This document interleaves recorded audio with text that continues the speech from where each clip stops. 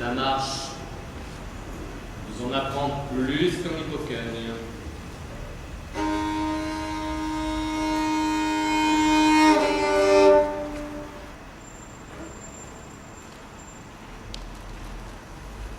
Je marche vers le train qui me rapprochera de toi afin de nous vivre enfin sous notre toit. Je marche vers l'ouest, nous habitons l'est.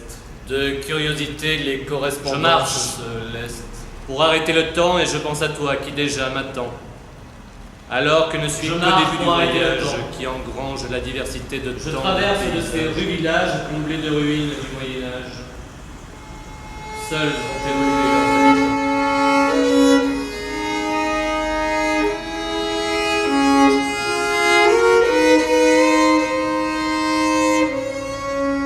Pour arrêter le temps, Je marche et pour je arrêter pense le à ces temps gens, et ces cela gitans. Je n'ai pas de Même si la caravane, terre soit soit mais l'automobile. Je laisse derrière moi les zones industrielles et je m'abreuve des mouvements du ciel. Je marche pour arrêter marche le pour temps arrêter et le tout le temps monde et devrait je en ne faire peux plus autant. parler Nous de marchons notre pour arrêter président le que temps ça. dans nos rues défilantes et revendiquant. Le monde doit changer, mais quand? Dieu et moi, c'est une histoire personnelle et qui ne regarde donc personne. Je pourrais écrire là-dessus des vers qui sonnent. Je conserve pour l'instant ce désordre émotionnel. Lorsque je rentre dans une église, je ne récite pas à Jésus « Do it, please Nous obtenons parfois sa force de boucan. ». Nous nous parlons bien quelquefois, mais je ne considère pas avoir la foi. Je marche pour arrêter le temps. Et le silence à moi-même me ramène. Je marche pour arrêter le temps et je ravise l'enfance avec son instinct. J'étends à plat ma vie comme cette Un espoir précis. l'embrouille à mini se résout dans ma Les jours souvent dans quelques instants. Je marche pour arrêter le temps et je repense aux gitans. Sont-ils titans, ces mutants, géographiquement intermittents? Toujours chassés, ils se chaussent, irritants. Sur les routes, je parle occitan, compris de tous, c'est excitant. Ma langue à la conversation invitant, je marche pour arrêter le temps. Je marche pour arrêter le temps, mais je m'arrête quelquefois dans une église. Sa fraîcheur me caresse comme douce bise. Il y a des raisons d'être chrétien de temps en temps. Les rayons matinaux dans la terre labourée me mettent en joie à en danser la nuit.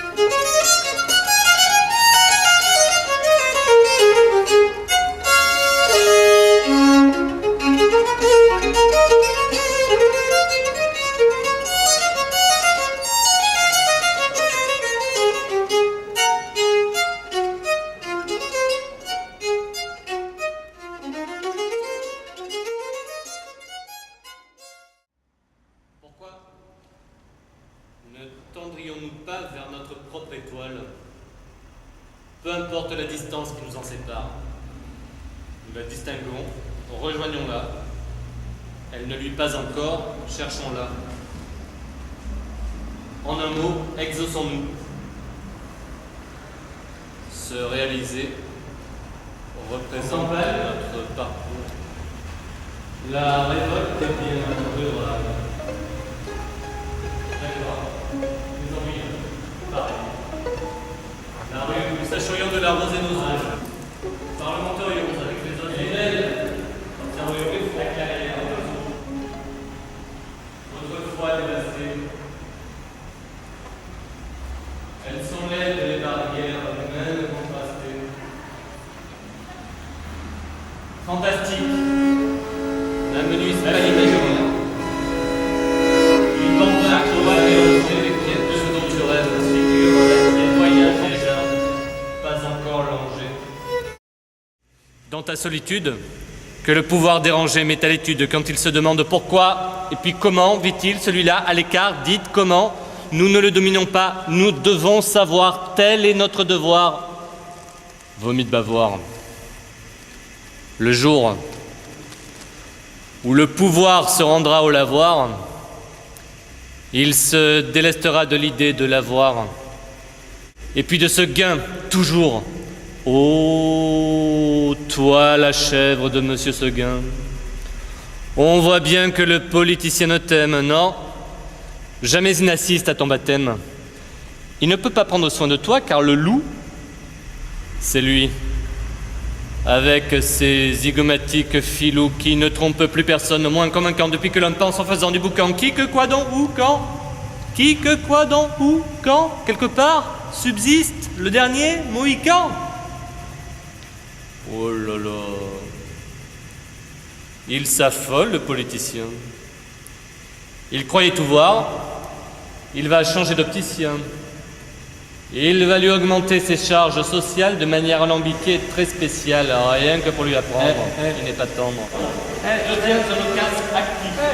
Il sera tellement content de toi que il sert que le plaisir de les choses.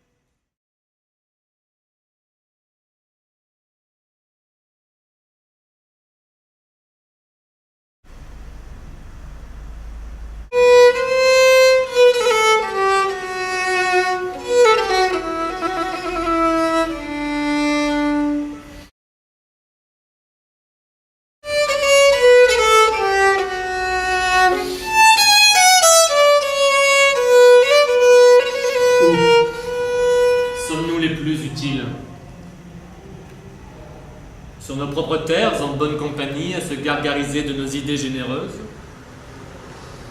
ou bien en territoire non conquis, dévasté, voire ennemi, à tenter de faire envisager autre chose.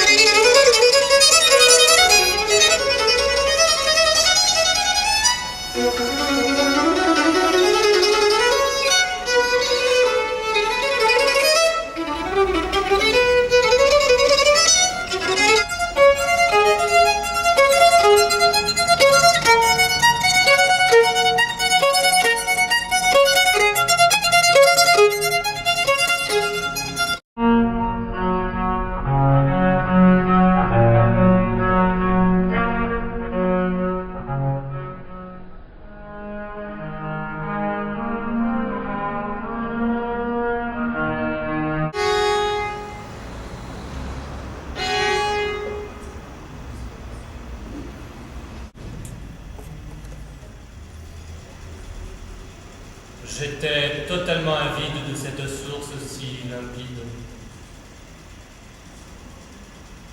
Source sacrée, cachée et ombragée, je t'ai tout de même capté miraculeuse pureté. Source naturelle de fraîcheur éternelle, minérale et jaillissante, et incrustante.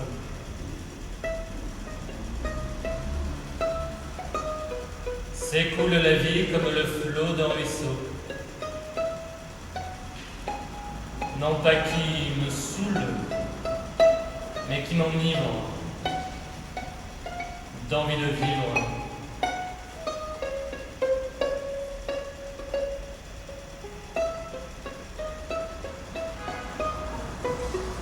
Cascade, dégringolade. Cette eau cristalline ne se termine jamais de frapper les rochers. Un peu comme l'oppression des glaçons mous.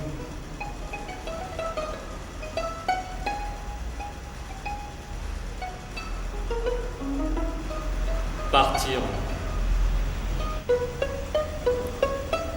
La haute difficulté relève de l'action physique. Nous peinons à gérer paisiblement cet instant-là. Voici ce qu'il constatait. Son ivresse vitale l'entraînait depuis toujours. Il décida donc l'arrivée, c'est-à-dire son départ, l'arrivée de l'ère du large. Pour lui, le bonheur se trouvait à l'extérieur. Si nous ne songeons pas forcément au trouble de sortir, du moins, nous le vivons. Comment et puis quand exactement s'en aller? Marche, n'y pense pas. Il décida de l'ère du large.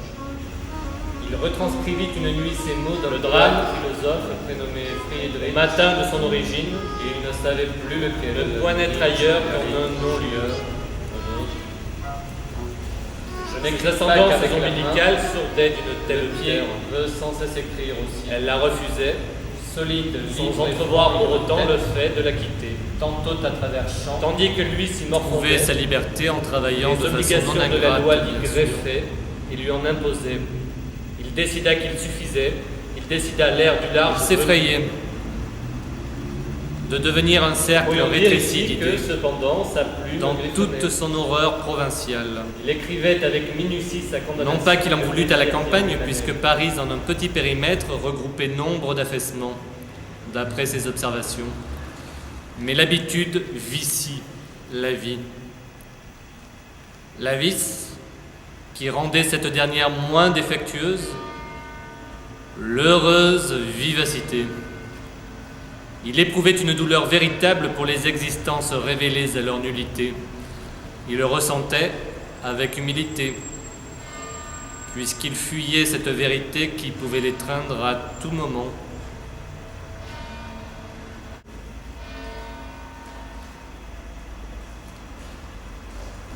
Son front se saignait d'autonomes épreuves. Il s'imposait lui-même ses propres complications. Il choisissait la nature de ses rides tout en vivant sa jeunesse. Comme il menait sa vie, il s'arrogeait ses astreintes. Il s'opposait aux freins indélébiles. Seule une restriction se montrait journalière, le repas éludé. Le concert des entrailles n'oubliait pas le menuet qu'il devait interpréter au menu absent. Il naquit avec la passion de la liberté et la défendait parce que les hommes la dédaignaient. La souhaitait-il qu'il se l'octroie donc? Tenus en servitude, nous subissons. Pour lui, la liberté devait sourdre d'un acte de volontariat. Qui le mérite gravite tel site au zénith où médite qui évite et l'évite. Lorsqu'il se transportait hors de toute limite, il éclaircissait son existence. Il projetait son instinct même. Il idolâtrait cette tendance qui expliquait la vie debout. Ses lectures ne le ployaient pas inutilement sur les pages. Elle n'atermoyait pas ses voyages, elle le nourrissait en attendant un brusque départ souvent.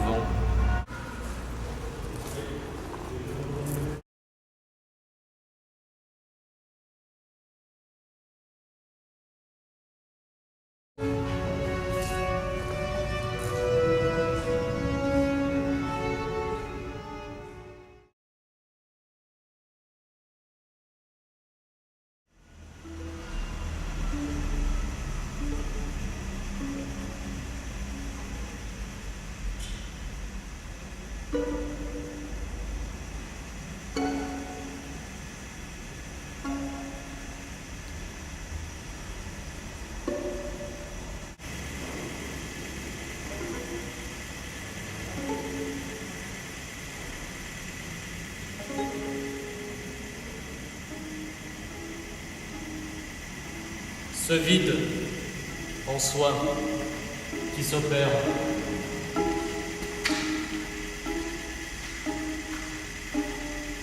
Nous ramène à nos élans d'enfance et à la pureté de celle-ci.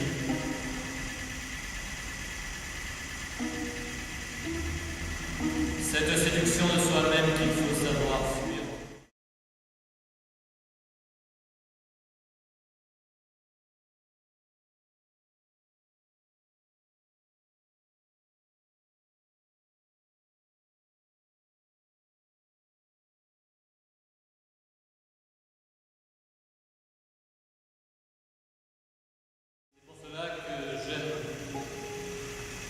Que l'on s'arrête et s'assemble, redécouvrir l'alphabet, cette enfance que lettre par lettre, à peine éclose, lave l'adulte par des attitudes. Et voici que débute la lutte, ce qui fait que cela se déclenche dans tes forêts sarclées de protection. De ces autres, tu te sauvegardes. Mais tu apprécies trop l'interaction, pas les sections qui gueulent « En garde !» Cette enfance qu'on te guillotine, mais te sauvera un goût de mangue à l'adolescence quand patine avec la tienne gentille langue. Nos cœurs pareils pulsent en cadence et ce d'un même battement dense.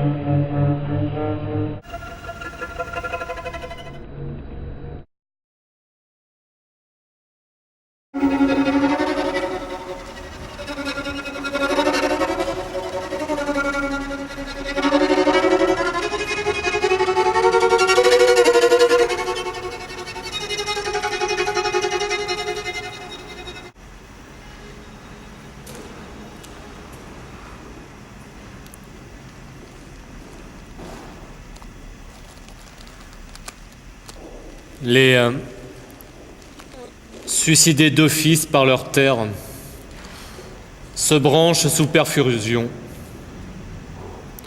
Ils promènent leur mort ambulante. Ils ne s'en rendent pas compte.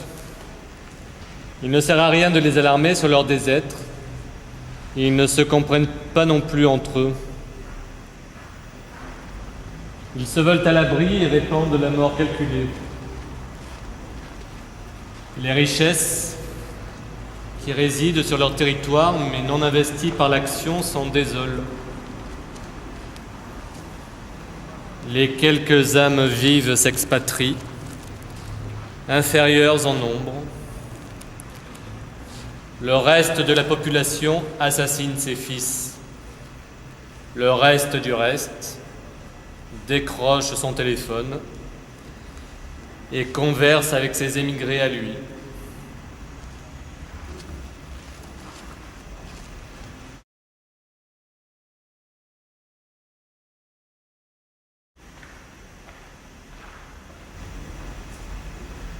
Nous partons rencontrer l'inconnu qui jouit parfois d'une autre langue que la nôtre. Malgré un échange des plus simples, l'essentiel rissole. Nous communiquons avec une ferveur analogue. Si nous tentons de nous définir mieux, c'est afin de mieux vivre l'autre, et peut-être avant soi-même. Je t'aime d'emblée. Maintenant, convergence au temps du partage, au confluent, à la confluence des affluences, au confluent des sensations nouvelles.